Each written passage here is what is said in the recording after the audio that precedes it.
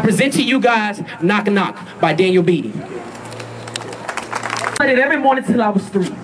He would knock on my door, and I would pretend to be his son. So he got right next to my bed. Then I'd jump up into his arms. Good morning, Papa. Then he would tell me that he loved me. We shared a game, knock knock, until the day when that knock never came. And my mama takes me on the road past cornfields on a never-ending highway till we reach a place of high rusted gates. A confused little boy, I enter into the building in my mama's arms. We reach a room of windows and brown faces, and behind one of the windows sits my father. I run joyously towards my father. I'm running after my father, only to be confronted by a window. I knock trying to break the glass, trying to get to my father. I knock as my mama pulls me away before my father even says a word. And for years he has never said a word. And so 21 years later, I write these words for the little boy in me who still awaits his papa's knock. Papa, come home, because I miss you. Papa, come home, because I miss you waking me up in the morning telling me that you love me. Papa, come home, because there's some things that I just don't know, and I thought just maybe you could teach me. Like how to shave, how to dribble a ball, how to talk to a lady, how to walk like a man. And Papa, come on, because a while back I figured out I want to be just like you. But I forget who you are. And so 21 years later, a little boy still cries.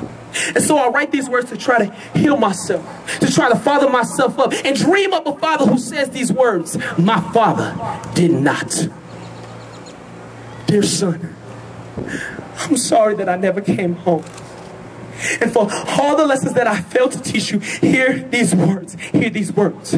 Shave in one direction in strong deliberate strokes to avoid irritation. Dribble the page with the brilliance of your ballpoint pen. Walk like a god and your goddess will come to you. No longer will I be there to knock on your door, so you must learn to knock for yourself. Knock down the doors of racism and poverty that I could not. Knock down the doors of opportunity for the lost brilliance of black men who crowd these cells. Knock with diligence for the sake of your children. Knock for me. For as long as you are free, these prison gates cannot contain my spirit. The best of me still lives in you, so knock with the knowledge that you are my son, but you are not my choices. Yes, we are our father's sons and daughters, but we are not their choices. For despite their absences, we are still here, still alive, still breathing, with the power to change the world, one little boy and one little girl at a time. So Langston, knock, who's there? We are.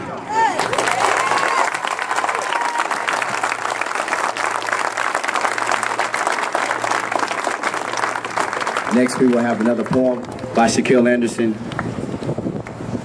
People look at this as a racial issue, and even if you do dissect the tape and find this to be true, I'm here to tell you that it's about more than race. Because any parents that have to bury their son listening to him cry his last breath is a disgrace.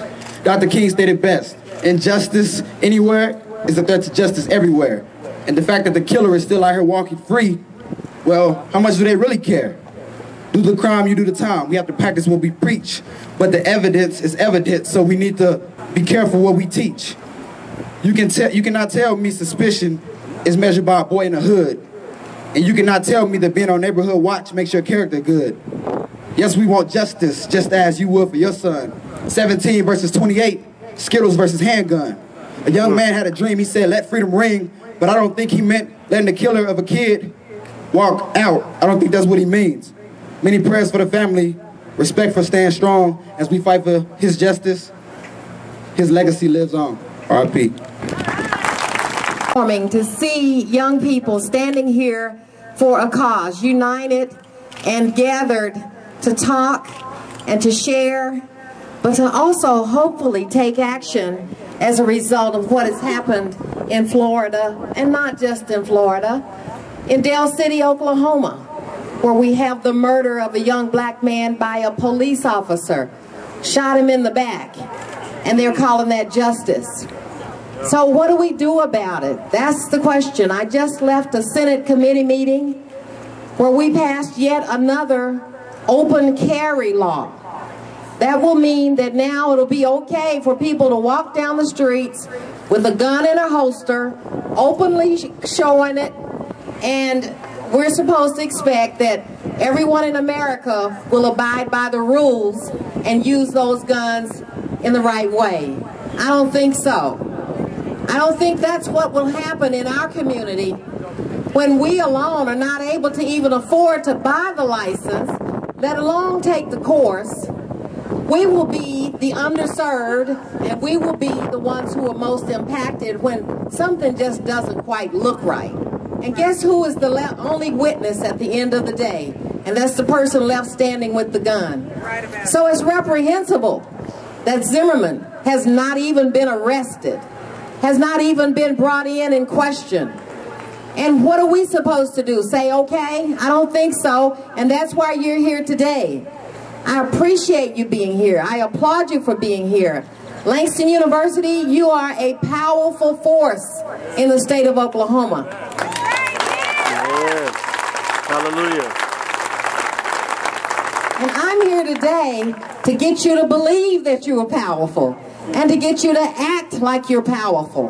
What can we do is the question.